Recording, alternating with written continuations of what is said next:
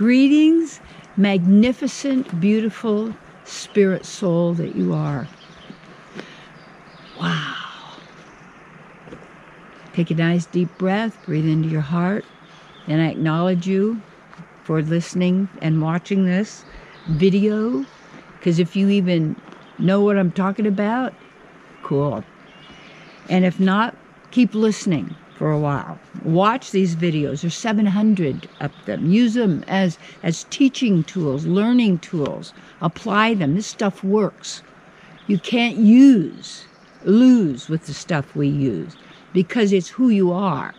You're not a winner and a loser. You're not a failure and a success. You don't have a loss and a gain. This is all words. This is all duality. Dual alley. Keep you fighting and yourself. That's why resistance is persistence. Because what happens, my topic, the real science of the self.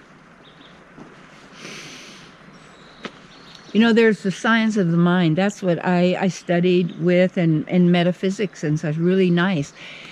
And yet the real science of the mind is to actually begin to witness and observe your mind. And the mind is not you.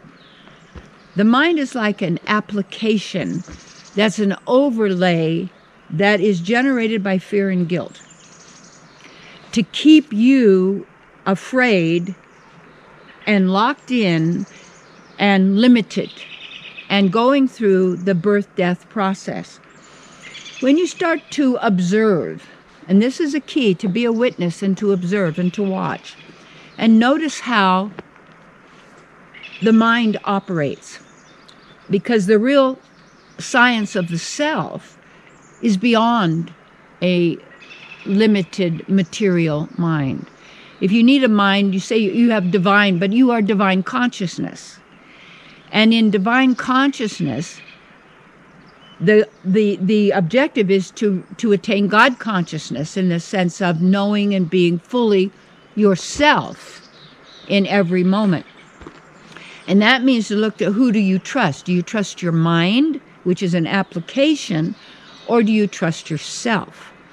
And when you look at how the mind operates and the science of the mind, as you watch the mind, the thoughts are not the greatest power in the universe. You are the greatest power beyond the universe that is actually manifesting what we would call the universe.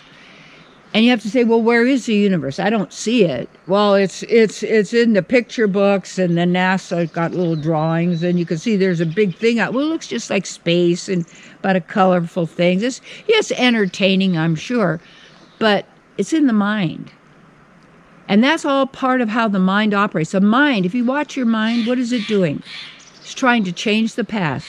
Right now, the thoughts keep going back to old dialogue. That happened.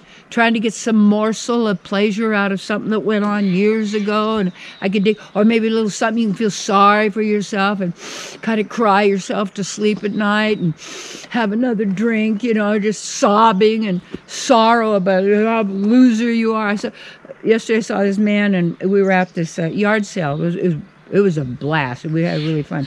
All my buddies up here, and so this guy was saying, I don't have any friends. Nobody likes me. I said, you're a really nice person. What? And then I said to the woman, that was another woman that was standing there, and I said, that's the mind. The mind is dangerous. She said, yes. And I was like, why? She says, when you start watching what the mind says and the horrible stuff it says about you and about other people, and the stories that are being made up, something happens in the mind, then fills it in and has a story where had really nothing to do with what happened or what really is going on. But everything that happens, and we make a story, is it good for me? Is it bad for me? Because then we're trying to change the past.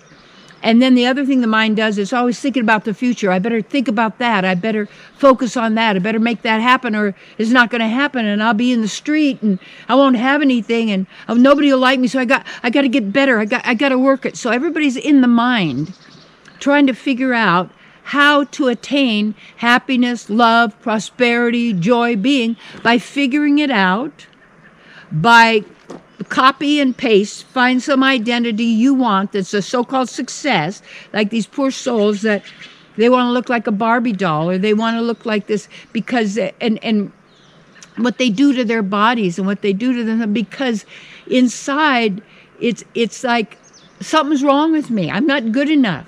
What's wrong with you? They're okay, but I'm not. This is your mind.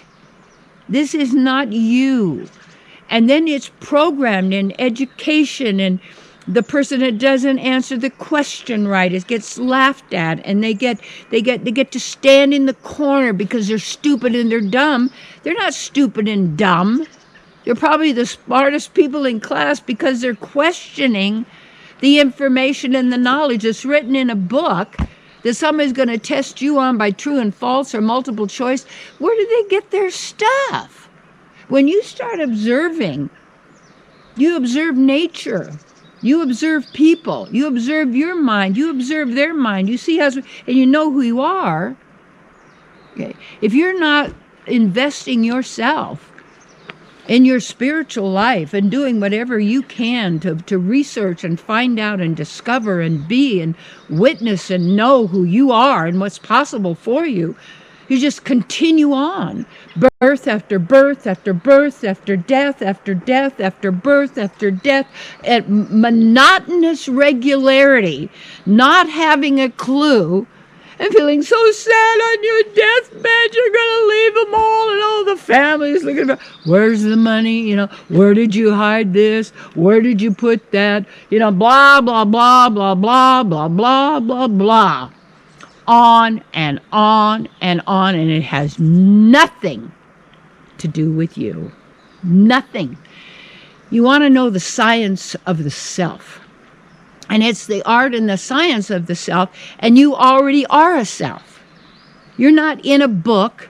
You don't have to, change yourself to fit a particular role or anything else. Is that when you're who you are, you bring yourself to every single situation, every single relationship. You don't have to plan what you're going to say. You don't have to rehearse what you're going to communicate. You don't have to practice, trying to talk like somebody and, all of this. This is all outer stuff. And that outer stuff is thrown in your face continuously that you're not good enough. And that the self, there's something wrong, and there's nothing wrong with you. There never has been, and never will be, except if you believe it, and you got the stinking thinking that's running your life, and telling you who and what you are, what's okay, what's not. Wait a minute. Is this how you're going to live? What are you trying to prove? Okay? What are you trying to prove? Oh, they hurt me, so you're a living example of being beat up forever? Do you want to be a living example of that? Or are you a living example of a divine being in tune with nature, in tune with yourself, completely conscious in every moment as much as you possibly can? And experiencing more and more of the divinity, the beauty, the life force, the creativity, and all that you are? That is the real science of the self. And the real science of the mind is not your God. The mind is not your source. The mind is an implant overlay when you already are divine, full power, all perfect, whole, complete, nothing missing from you, nothing to attain. You've already arrived. You're already there. Now, breathe that in. Now, live your life from you've already arrived. You're already there. And then when you do that, my darling, you bring your genius to all of it, and you are an eternal being.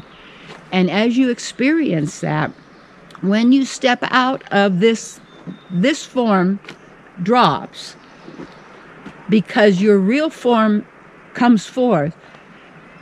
Don't go to the light or the tunnel. Don't be talking to the bunch of people that tell you they're going to give you a handler and they're going to move you over here. You got to learn more lessons. You got to work up through all the lessons, and one day you're going to get there. One day you're going to make it. One day you're going to be okay if you do all this. Forget it. You're already more than okay. Right now. Breathe into it. Become an observer. Watch. Then everything will be made known to you because it's right there with you.